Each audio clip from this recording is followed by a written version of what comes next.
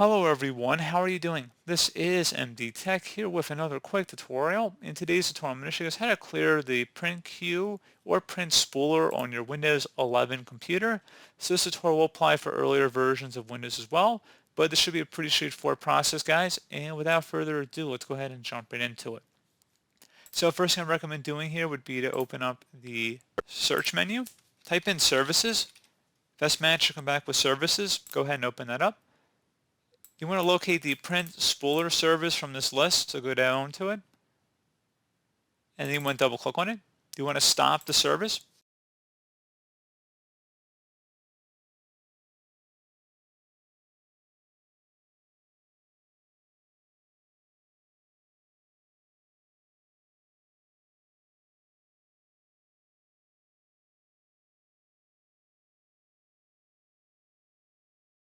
and then select OK.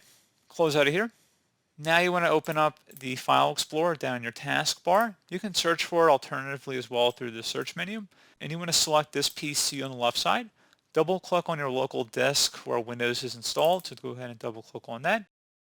And now you want to locate the Windows folder, double click on it, and now go down to System32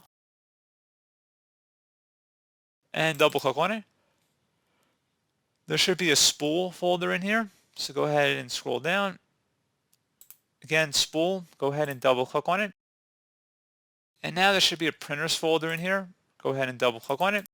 You may need to gain access or permission to the folder. Select continue. You need to enter in administrator credentials you can at this time, but pretty straightforward. And once you're in here, you just want to go ahead and highlight over anything in here. Highlight and delete anything. You can tap the delete key on your keyboard if you prefer. And that's pretty straightforward. And once you're done with that, go ahead and open back up services here. And then you want to go down to the print spooler service.